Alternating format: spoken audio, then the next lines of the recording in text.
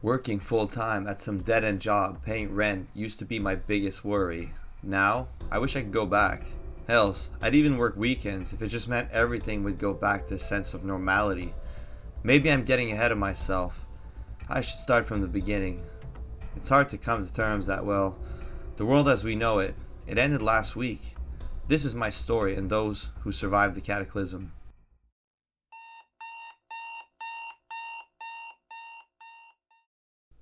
My alarm woke me up at 10 a.m. I was regretting staying up till the early hours of the morning playing video games again. I felt so thirsty. I went to grab a bottle of water from the fridge. Right. I drank the last one before going to bed. I guess it's tap water for me, I thought. I did have more bottles stored away, but those were for an emergency. I fill a glass of water, and as I'm about to take my first sip,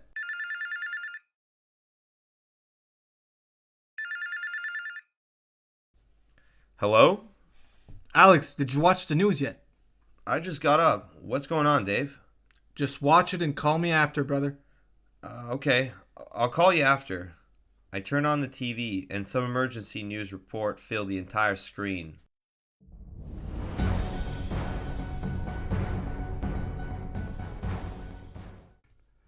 Welcome to Channel 8 News. I'm your host, Steve Beckham. With today's news, there has been some reports of contaminated water due to malfunction with the filtration systems. We strongly advise not to drink or otherwise consume the water from your sinks at home. If you have drunk any tap water, please call the number on your screen. Refrain from calling regular emergency services due to the high amounts of callers this morning. Folks who had drank water from the sinks report symptoms such as nausea, headaches, vomiting, and in some cases, hysteria. Officers were dispatched at a private residence. A male in his 30s was shot down by officers. No additional information has been given yet. This is Steve Beckham. Thank you for tuning in, and we will have information every hour or so. Stay tuned.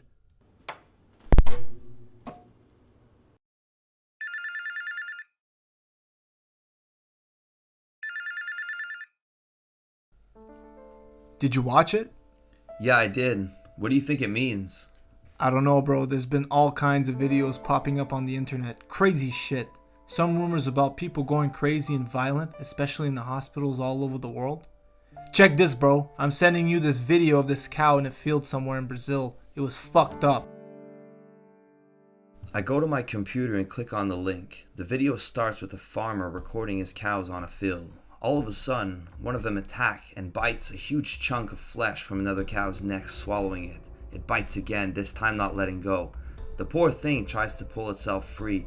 Its efforts were pointless as it gets pinned to the ground. My blood ran cold as the cow devours the intro of the poor creatures. The video cuts out shortly after.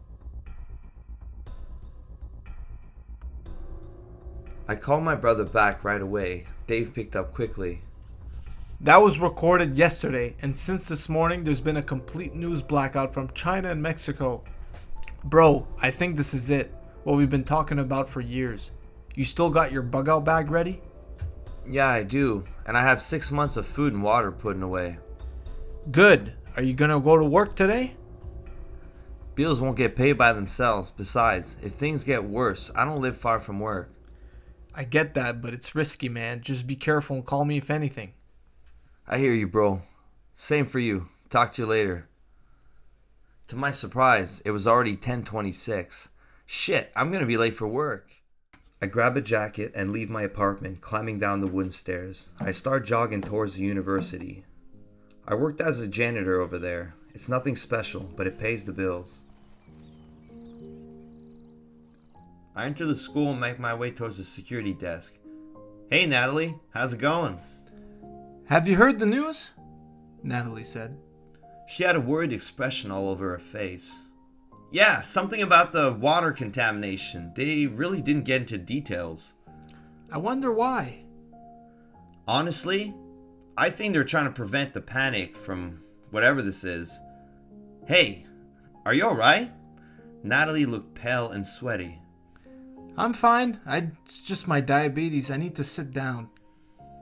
Alright, well, anyways, I'm off to start my day. One more thing, Alex. There's this young lady waiting for you upstairs. Apparently she's starting next week and you are to show her around. Her words, not mine. I'd completely forgotten about Julie. I was supposed to show her around the university an hour ago. I climbed 2 flights of stairs. There was an attractive young woman in her mid-20s standing on top of them. "Hey, my name's Alex. I've been waiting an hour for you," says the woman, annoyed. "I'm sorry. I just got caught up with everything that's been happening on the news." Her expression softens. "I'm Julie, by the way, and yeah, I've been watching the news as well. It's really scary. I don't even know why I'm here. I should have just stayed home." "Yeah, I had the same idea, but I came in anyways." "Have you seen some of the videos out there?" "Yes. Take a look at this one. This guy in Mexico, he claims the water has been bad for a few days, and just now the authorities have noticed. Anyways, he claims anyone who drank water from their sinks are now shambling on the street." Julie shows me her phone.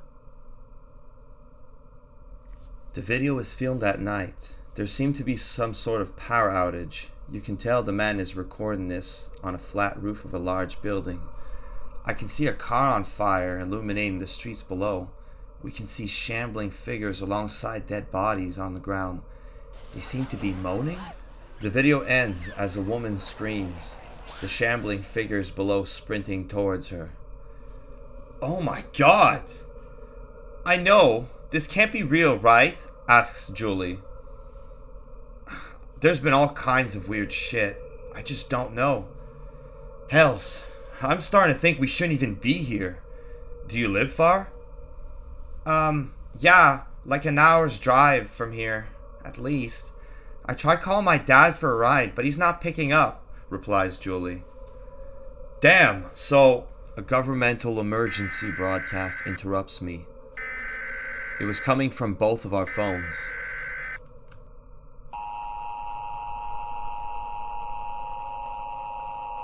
The following message is being transmitted at the request of the Office of Civil Defense. This is an emergency broadcast. This is not a test. Local law enforcement agencies are warning of violent... And just like that, the emergency broadcast stops.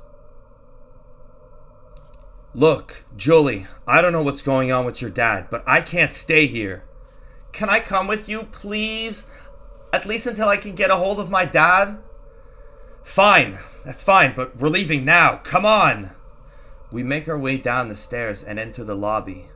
"What's wrong with her?" Julie points her finger near the entrance. At the security post behind the glass, Natalie was leaned over her desk.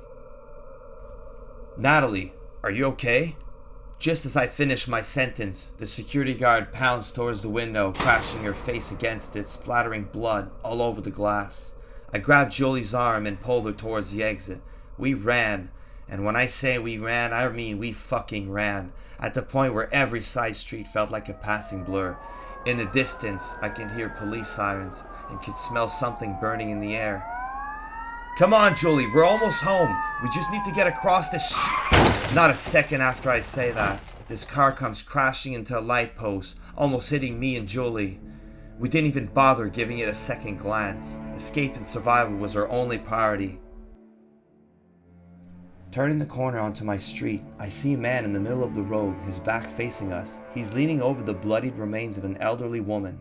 "What the fuck are you doing, man?" I scream, instantly regretting it. The man started sprinting towards us. Half of his face was covered in blood, with a screwdriver sticking out of his neck. We double time it towards my house, running up the stairs with the infected hot on our trail. I hand over the keys to Julie. "You unlock the door. I'll deal with that thing." Julie tries her best to control her hands shaking, unlocking the door. Meanwhile, the infected is sprinting up the stairs. I kicked that bastard right in the chest as hard as I could. It fell backwards, tumbling down the stairs, making a sickening crack, its right legs snapping, bone stabbing through his skin. We get in and slam the door shut, locking it. Julie is pressed against the wall with an expression of shock on her face. If it wasn't for my adrenaline going off, I think I'd be joining her. "Julie, get away from the..." The infected smashes his face through my door's window. She screams in horror as she pulls away from the door. The infected had a crazed look in his non-blinking eyes. The window wasn't big enough to fit a body through, just its head and its left arm. We could hear his jaws snapping, biting the air. In the process, the infected bites his own tongue off, blood gushing out from his mouth. I was so disgusted I turned away, feeling a little lightheaded. "Alex!" I stared at her vacantly. "Alex! What are we gonna do?" cried Julie. Hearing her voice snapped me back into reality. "Look, I need to get something from my bedroom closet, okay? You just stay here. Let me know if anything changes." Yeah, okay, I can do that," replies Julie. I open my bedroom closet and take out my hunting crossbow. Pull back the string until I hear a familiar clicking sound. I load up a bolt, switching it from safety to firing mode. I walk back in my living room, Julie looking at me on the verge of tears. A small pool of blood was forming on the floor next to my door. Careful not to step in it, I take aim, point my crossbow straight at the infected's head, and pull the trigger. The creature's head snaps back as the bolt goes right through his head, dropping it instantly. I load another bolt into my crossbow, flick it on safety, and lean it against the wall next to my door. My heart was beating 1,000 miles an hour, but I have no time to panic. "We need to do something about these stairs. More of them will come at this rate." Julie didn't answer back. I think she's in complete shock. I go back to my closet and pull out a crowbar. I step outside onto my balcony, with crossbow and crowbar in hand. Jolie follows, avoiding looking at the dead man outside. "Hey, listen to me." Julie seems to regain some of her composure.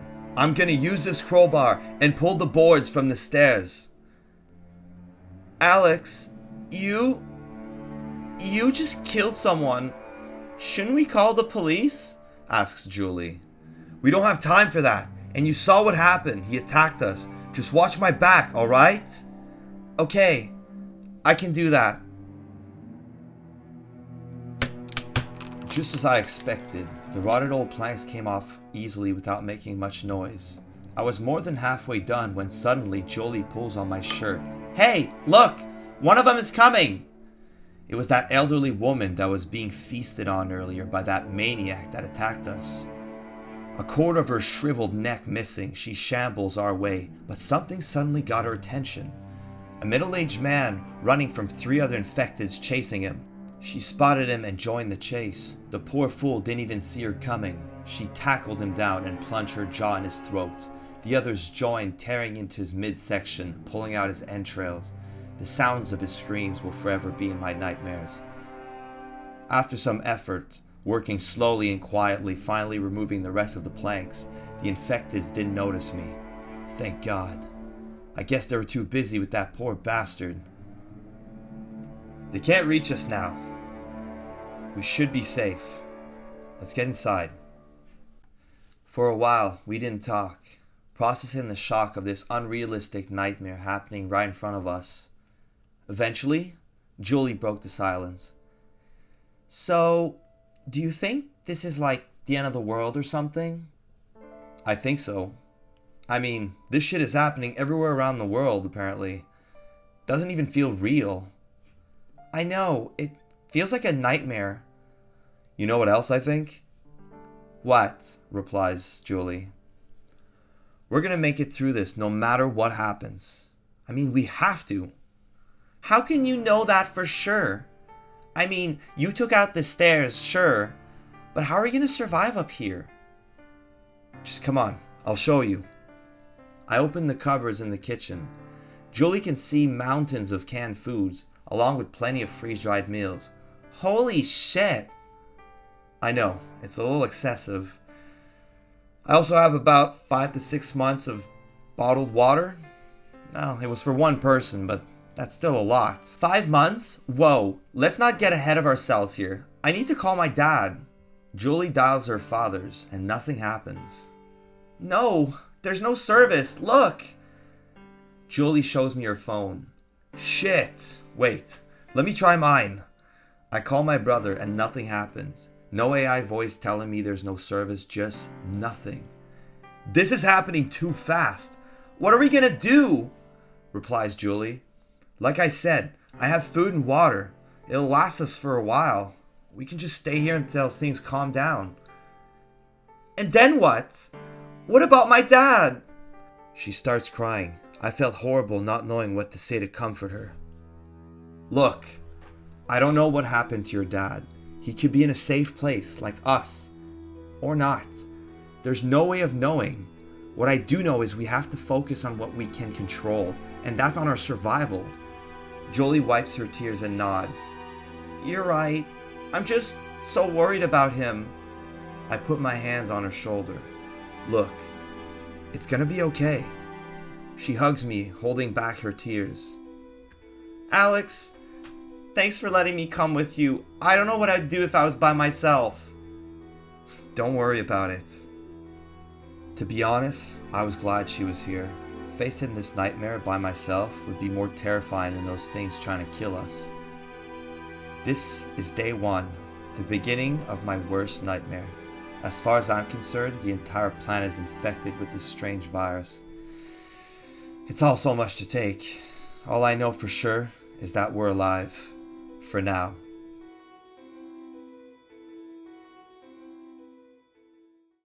Dave's been pacing back and forth in his apartment since he got off the phone with his brother. He was scared, but not for himself. It was for what's happening around the world, and especially for his wife. Despite his protests, Maria decided to head to work. She was a veterinarian assistant, and she insisted she had to go. The animals have been sick due to whatever's been in the water lately. Fuck am I doing? She should have listened to me and stayed. Dave hears a crash and sound below. Living on the 10th floor of an apartment building, he had a clear view of the entire city. Far below, he saw what can only be described as a bloodbath. He pulls out his binoculars and takes a closer look. 2 cars crashed into each other and a crowd started gathering around it. All of a sudden, the crowd started dispersing, each running their own direction. Screams of terror could be heard from where Dave was. It happened so fast. One moment the crowd was running in fear, and the other was a series of what looked like to be people biting each other. Something bursted out of the crashed car and chased after the crowd. An unfortunate bystander was pounced by the maniac, biting and ripping chunks of his neck. Blood gushing out, splashing every direction. At the corner of his eyes, Dave could see flashing lights turning the corner. 2 police officers step out of the vehicle and point their handgun at what looks like to be a man devouring a civilian. Freeze! Put your fucking hands up or I'll shoot! In the blink of an eye, it gets up and sprints towards the officers. They open fire, hitting at least 3 shots each in the man's torso. It goes for the officer's throat, but he manages to block the attack with his left arm. Fuck! It's biting me! The second officer presses his pistol against the infected's forehead and pulls the trigger. With a sickening thud, the creature falls to the ground. John started convulsing, blood pouring out of his mouth and nose. His partner tried to hold him still, and that's when he turned suddenly, launching himself, biting towards the cop trying to help him. The officer manages to hold John back, but at the cost of his own balance. Now on his backside, holding his former partner from ripping his throat out. Dave notices the first victim rise on its feet. It runs towards the cop, holding on to his dear life. Having his hands busy, the other infected easily tackles the man down. They rip open his stomach, spilling out his guts, biting and swallowing chunks of his innards. All around, similar acts of violence were happening.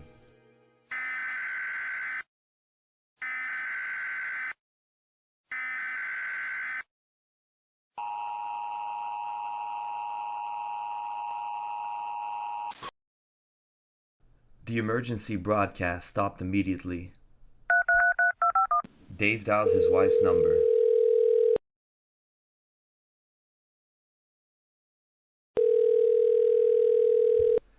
Come on, pick up! Feeling panic rising, Dave tries to think of a plan to get his wife home safely. With a few deep breaths, he builds the courage to step out into this nightmare. He makes his way towards the door and stops himself. Can't leave without a weapon. Going through his closet, there was a locked cabinet. He punched a code and opens it. Inside was a .22 caliber rifle and a pump-action shotgun. He takes the shotgun, loading it with 6 buckshot shell, and gathers 2 balls of water and a box of shells and puts it inside his backpack.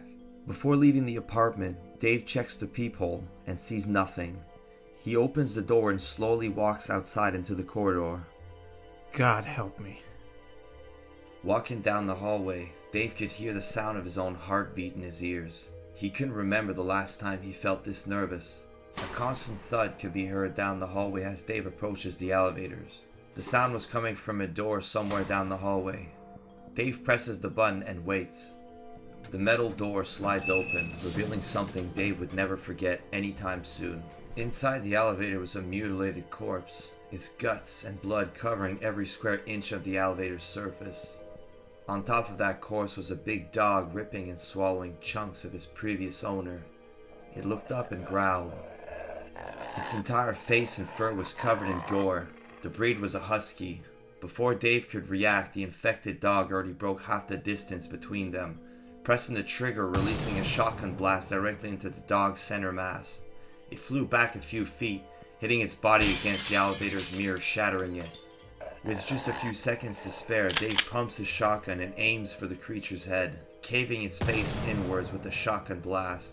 It twitches on the floor and dies as a pool of blood forms under the creature's corpse. The door next to the elevator now being pounded with fists and a terrifying moan coming from it. Dave pressed against the wall, slowly sliding into a sitting position. The weapon was rattling in his hands. Was he shaking? Dave takes another deep breath. One part of him wanted to crawl back into his apartment and pretend this wasn't happening. The other part was worried sick about his wife Maria. With determination, Dave stands up and pumps his shotgun. He takes a last look at the grotesque scene in front of him. He decides it would be safer to take the stairs.